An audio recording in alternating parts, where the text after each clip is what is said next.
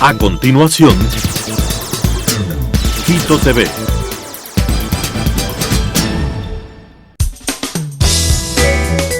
Clasificación A. Apto para todo público.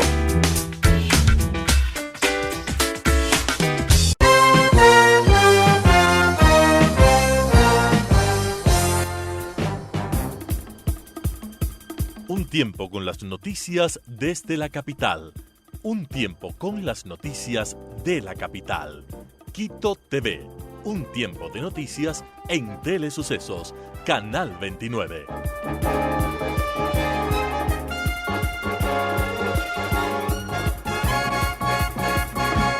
¿Qué tal, amigos, amigas? Bienvenidos a el espacio de entrevistas Quito TV, el espacio de la ciudad, por Telesucesos, 29 y 29.1 Televisión Abierta, 73 TV Cable, 43 Claro TV, además desde cualquier parte del mundo en www.telesucesos.net o en Facebook Live Telesucesos Quito.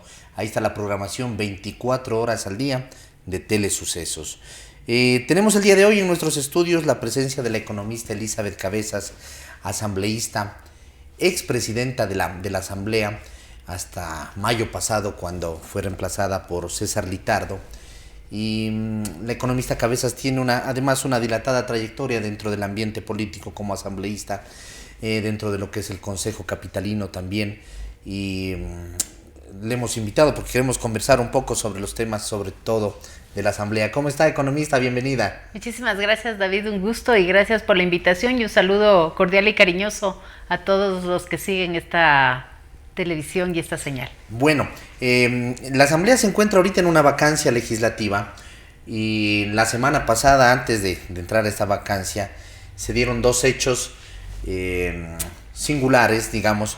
El uno es el cese de funciones de 4 de los consejeros del Consejo de Participación y Control Social, sobre los cuales se detectó que había hechos dolosos, tanto en el desarrollo de la campaña electoral, en la forma en la que se inscribieron. Existieron varios hechos y fueron dados de baja, entre ellos el presidente del Consejo, el padre Tuárez, que se ha vuelto famoso además el padre Tuárez, pero bueno.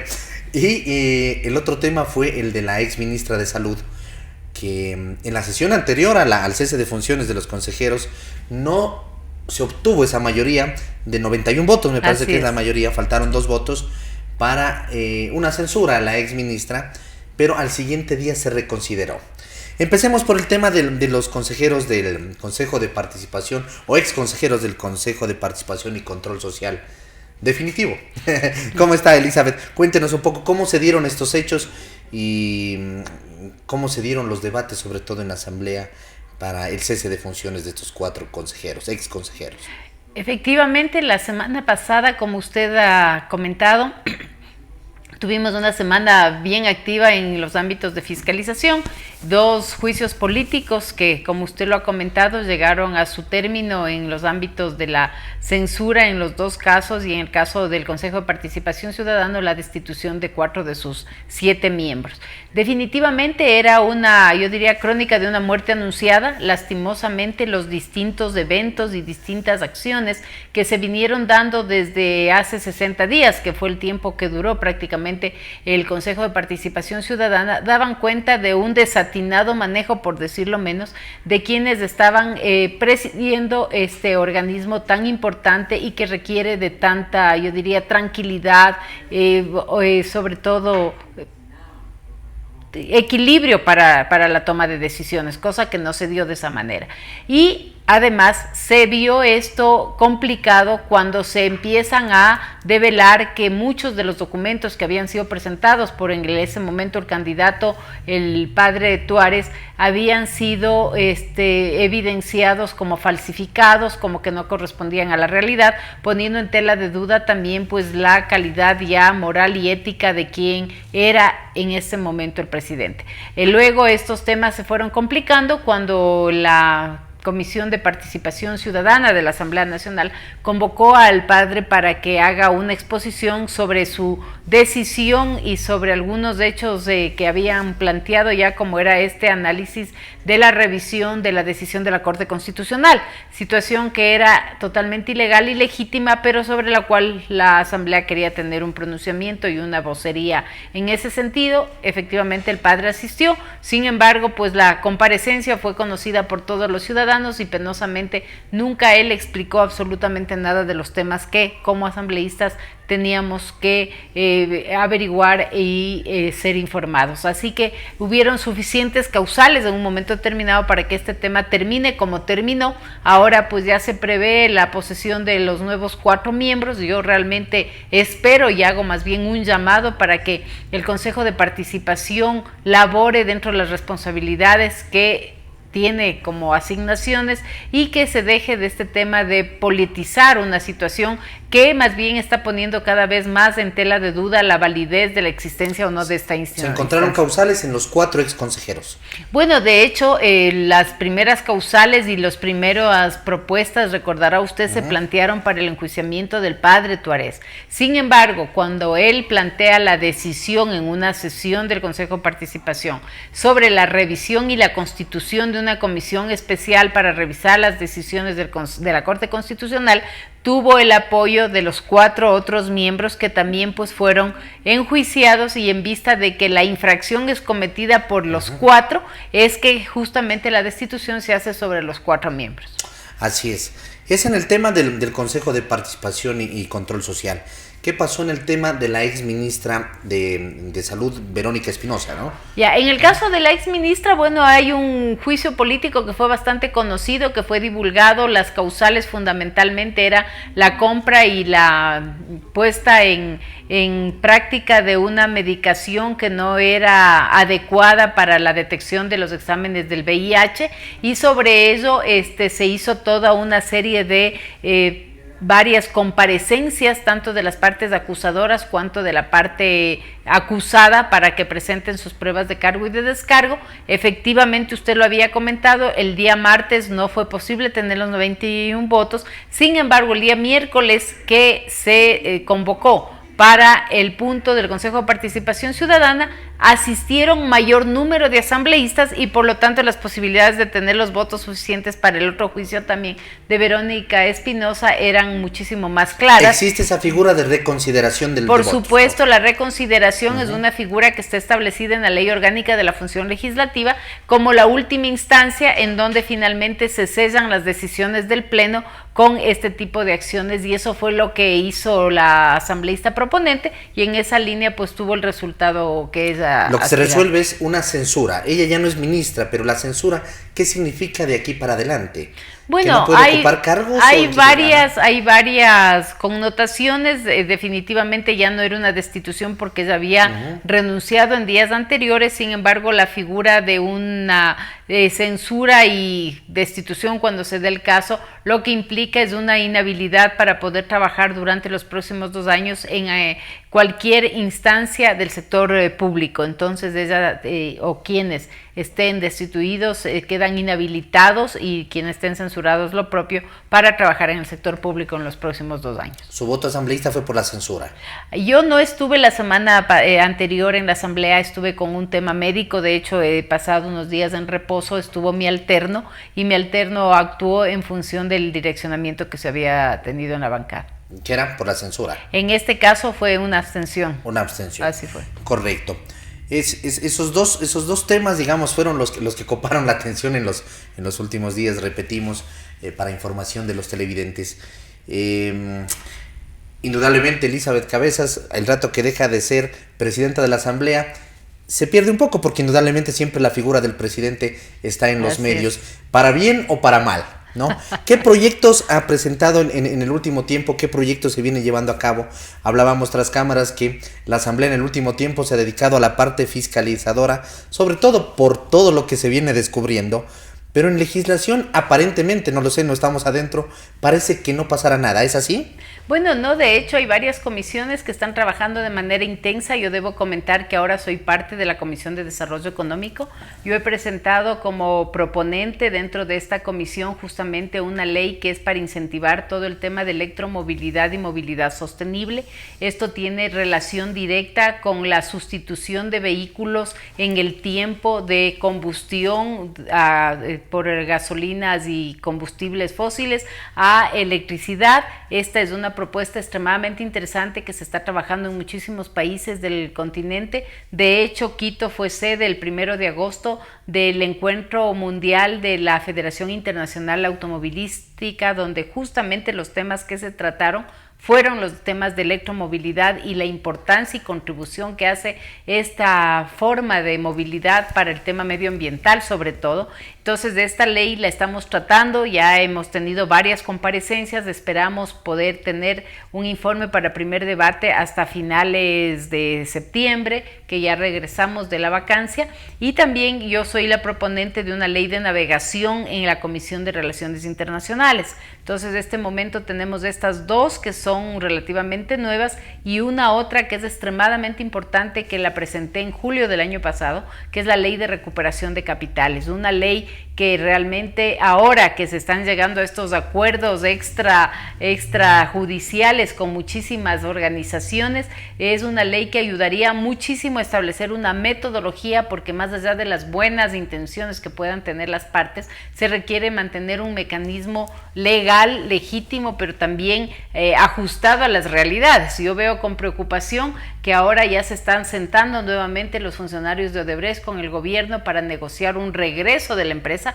cosa que yo he sido tajante y he dicho sobre mi cadáver. El tema de Odebrecht me parece que sería una vergüenza para el país permitir que por segunda ocasión una empresa que ya regresó, que hizo todo lo que hizo durante estos 10 o 12 años, ahora nuevamente pretenda subsanar todas las vienen a reparar, bárbaras dicen, ¿no? Situaciones que han generado, y que nosotros permitamos que luego de la reparación, que es su obligación, no es que nos están haciendo ningún favor, ¿no es cierto?, sino que su obligación es la reparación y el pago de todos los daños, además, que se han generado a través de las obras mal ejecutadas, nosotros permitamos y abramos la puerta para su retorno. A mí me parece que eso es inaceptable, me parece que el país tiene que hacerse respetar y hay que dar muestras claras de ello, con un cierre total de las posibilidades de que Odebrecht retorne. Hay muchísimas empresas en todo el mundo con la misma capacidad y posiblemente hasta más grandes. En el último tiempo parece que solo Odebrecht existiera a nivel sudamericano, sobre todo. Sí, no hay tal. Además hay muchísimas empresas gigantescas en el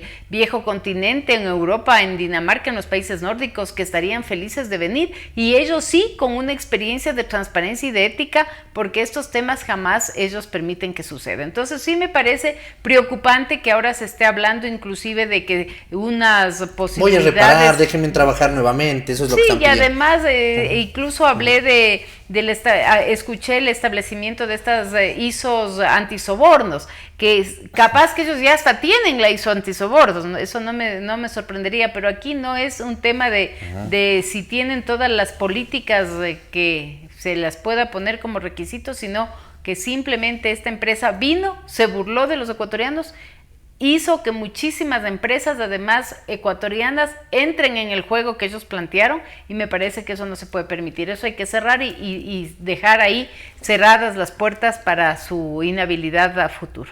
Esta ley de recuperación de capital está enfocada en eso, en recuperar esos dineros.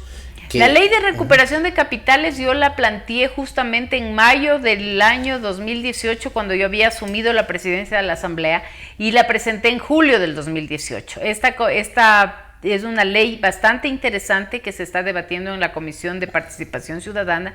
¿Y qué es lo que busca? Recuperar la plata de tanto robo y de tantos eventos irregulares que se han dado en el país. La ruta del dinero existe. Exactamente, existe la ruta del dinero, existen personas que han sido partes, y eso lo estamos viendo ahora en la práctica. Las dos señoras que están ahora presas, que fueron parte de esta estructura, ¿no es cierto?, de sobornos, han comentado y han contado gran parte de la historia, y a través de eso se sabe quiénes son los involucrados, cuánto dinero cada uno recibió. Entonces, en esa línea, esas personas tendrán que devolver esos recursos al Estado, pero además el Estado tiene que avisar y direccionar esos recursos a actividades, en este caso la ley decía actividades sociales, de educación, de salud, que son los rubros más demandantes para el país y donde más deficiencias ¿cómo es el mecanismo para volver a ingresar? Porque, ¿qué pasó con el tema de Tomislav Topic, de Telconet? Es un documento que se ha suscrito, entiendo yo, y que se iba a hacer por cuotas, pero no sabemos si está pagando o no está pagando. Entonces, desconocemos. Todas esas situaciones, me parece a mí que la mejor forma de tener claridad de cuánto se recupera, de quién se recupera y en dónde se invierte ese dinero es cuando existe un mecanismo claramente establecido. No puede quedar esto solamente a voluntad de las partes, porque esto tiene que quedar constituido como una política de Estado y además sustentado en un marco legal que realmente dé claridad y transparencia a los temas. No se quiere echar ninguna tela de duda sobre nadie, pero ¿por qué ahora los ecuatorianos debemos creer, ¿no es cierto?, cuando antes también dimos esa cuota de confianza y mire lastimosamente en lo que terminó todo esto?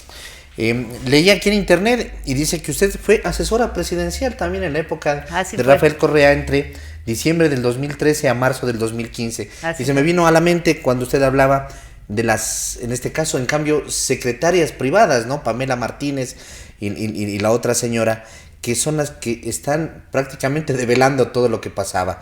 Usted fue asesora en territorio de la agenda de Rafael Correa. Yo fui secretaria en territorio, mi cargo era de gestor territorial. Nosotros fundamentalmente lo que nos encargábamos era de planificar las visitas de los distintos recorridos de obras y de territorio que en ese momento el presidente realizaba. ¿Por qué se separó? Bueno, porque yo en esta coyuntura luego ya aspiré a la asamblea, estuve un tiempo también en la vicepresidencia y luego opté por la opción de la Asamblea Nacional y renuncié para dedicarme ya a la campaña y posteriormente ya una vez que se dieron los resultados pues tomé posesión como asambleísta. Desde esa óptica, ¿cómo ve todo lo que se está develando ahora? Todas las cosas que salen a diario. Vea, y en el día varias cosas además. Qué buena pregunta, porque yo creo que no ha habido la oportunidad de comentar esto. Yo lastimosamente veo con una frustración total. Me parece que hubimos muchísimos ecuatorianos que confiamos mucho en los cambios y en este proceso proyecto, y que realmente hemos actuado de buena fe y apegados a nuestros principios y a nuestro trabajo. O sea, el hecho de haber trabajado durante estos 10 años en la función pública no nos constituye ni en cómplices ni encubridores, ni tampoco en traidores de nadie. Yo creo que aquí el tema fue trabajar de manera honesta, honrada y apegada a las funciones que uno tenía que realizar, y veo con frustración, como he dicho, y con muchísimo desengaño las situaciones que ahora se están evidenciando, porque creo que esto definitivamente traicionó este proceso que uno pensó que iba a ser transparente, ciudadano como el que más, ¿no es cierto? Y que definitivamente deja un mal sabor de todos estos años de un discurso que fue bastante importante y que muchísimos lo creímos, lo seguimos y seguimos pensando que todavía es posible rescatarlo. Frustración por la traición del proyecto. Por los hechos que se están conociendo. Así es, porque esos hechos no estaban dentro del plan. O sea, definitivamente había un plan de trabajo importante, pero que jamás pasaba por una suerte de engaño con los otros o de beneficio de ciertos grupos a costa del trabajo y de la credibilidad de muchísimos militantes de una agrupación política que además ha tenido grandes aciertos, que tuvo mucha militancia, que sigue teniendo y que sigue creyendo en que es un proyecto adecuado. En este momento ya toda esa gente ha decidido tomar un camino distinto. Muchos se han desafiliado, otros obviamente nunca pertenecieron a la organización política, pero la idea es poder defender esos principios que nos unieron, que se motivaron y que permitieron salir adelante. Y hay otros que siguen formando parte indudablemente de este proyecto pero por supuesto, de Revolución Ciudadana, son, y que les consideran traidores a ustedes. Es Alianza País, porque como Revolución Ciudadana más bien se han mantenido quienes se retiraron del proceso. Ya. Y les acusan de traidores, me refiero al economista Rafael Correa, a Elizabeth Cabezas, a Lenín Moreno, son ustedes yo ahora. Yo creo que es un error, yo creo que hay diferencias importantes. A mí me parece que entrar en el ámbito de la descalificación y del insulto constante no es la mejor forma. Creo que los hechos evidencian claramente los errores que se han cometido, y lo sano es saber asumir los errores y evitar y obviamente esperar que eso jamás se vuelva a repetir. Y obviamente quienes constan en las listas de involucrados, quienes efectivamente han cometido esos errores, tendrán que subsanar sus errores y tendrán que hacerlo pues en los niveles de justicia correspondientes. Correcto. Volviendo al ambiente legislativo, ¿qué pasa con el Código de la Salud? Pregunto esto porque la semana anterior tuve la presencia en este espacio informativo de una persona que llevaba la cuenta de los días, decía 2.571 días, creo que me dijo, que está desde el primer debate del Código de Salud y no se ha llamado o no se ha dado el segundo debate. Él es de una de las personas de un grupo que está promoviendo el que se inserte el tema del cannabis terapéutico dentro del Código de Salud. ¿Por qué se ha frenado todo este tema? 2.500 días, 7 años me hablaba él, el Código de Salud.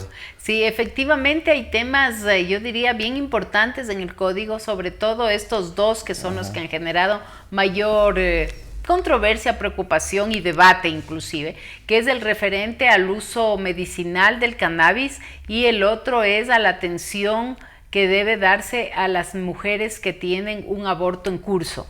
Esto ha sido mal interpretado, se ve o se plantea como una ley que está fomentando el aborto, cuando en realidad no es así. Lo que se está planteando es que en casos de que llegue una mujer con un aborto en curso, es decir, ya con los síntomas y con los evidentes estragos que esto genera, las instituciones de salud tienen la obligación de atender. Y que no haya sido producto de un autoaborto. Así es, lo cual también eso se podrá identificar en el momento en que le hagan el chequeo médico. Y lo otro es el tema del cannabis medicinal. Sin embargo, hay algunas otras preocupaciones que en esta semana que he podido conversar con algunos otros grupos me han evidenciado, que tienen que ver también con la relación de la atención médica por los servicios privados de salud. O sea, todavía hay algunas dudas que me parece que no permiten que todos consolidemos una votación que lleve al éxito el Código de la Salud. De hecho, durante mi periodo esto estaba todavía en debate, habíamos dado varias sesiones para que todo el mundo pueda exponer sus puntos de vista, pero definitivamente hasta el momento no se consolida todavía una votación sólida que permita un buen camino para eso. Y eso es lo que ha hecho que se alargue en el tiempo toda esta espera. Así es, porque la idea no es tampoco imponer los temas. Yo creo que hay que tener la tranquilidad. Es un código extremadamente importante que la salud es parte esencial, que de hecho salud, si no hay educación, un consenso no ameritaría tampoco forzar las cosas, sino trabajar un poco más. Yo creo que de todas maneras, no por cumplir con una cifra de leyes aprobadas podemos poner en riesgo una situación tan compleja como es esta. La salud es un tema delicadísimo. Sí, todavía hay algún tiempo de debates. Correcto. ¿Qué viene ahora que se acabe la vacancia legislativa? ¿Cuáles son los temas que usted va a impulsar como asambleísta, como Elizabeth Cabezas? Bueno, hay una lista todavía de varios pendientes de leyes que han quedado que deberíamos abordarla. Uno es el Código Orgánico Integral Penal, por ejemplo, por todo el tema de sanciones que ¿Son reformas a este código? Son varias reformas que están planteadas. La otra que es extremadamente importante y que yo espero que la Comisión de Relaciones Internacionales la asuma ya y empiecen a debatir rápidamente es el tema de lo relativo a la seguridad. Ahí hay un código grande, extenso, que tiene varios libros referente a todos los temas de la seguridad, y esa tiene que ser una de las prioridades. También estamos hablando del Código de la Democracia, a vísperas del proceso del 2021. La ley tendría que estar aprobada hasta este año, noviembre, para que sea vigente y corra para el siguiente periodo. Porque un año antes no se puede hacer reformas, así no se puede hacer reformas, entonces sí es extremadamente importante, por ejemplo, poderla aprobar. Y hay algunos otros cuerpos legales, varios que están en las distintas comisiones, y sobre todo esperando justamente las propuestas que vengan desde el Ejecutivo para el fomento de empleo, que es lo que la ciudadanía más requiere. Estamos ansiosos de conocer todos esos puntos, trabajar en beneficio de lo que los ciudadanos quieren, seguridad, que es una de las debilidades de este momento más evidentes, el tema de generar empleo y el tema de generar inversión para tener una dinámica económica importante. Nosotros como asambleístas estamos siempre trabajando en esa línea y esperamos sobre todo empujar y contribuir de alguna manera a que estos temas se viabilicen en el país entero. Muy bien. Economistas, se nos ha quedado corto el tiempo. Quiero agradecerle. La última pregunta, Elizabeth Cabezas, en la parte política, ¿qué va a pasar?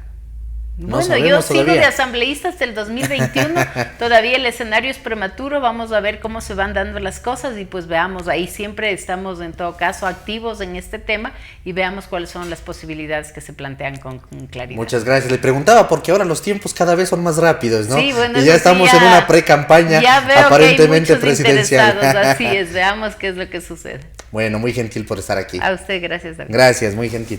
Amigos, la economista Elizabeth Cabezas, asambleísta, expresidenta de la Asamblea Nacional hasta mayo pasado, nos ha estado hablando sobre el trabajo realizado en los últimos días, en las últimas semanas por parte de la Asamblea Nacional, las leyes que ella viene promoviendo.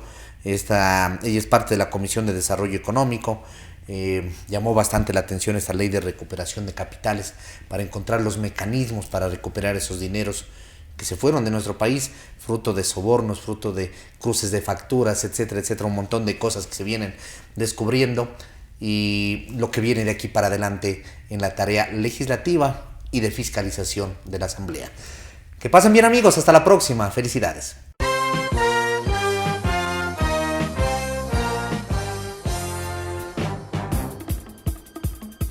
Un tiempo con las noticias desde la capital. Un tiempo con las noticias de la capital. Quito TV. Un tiempo de noticias en Telesucesos, Canal 29.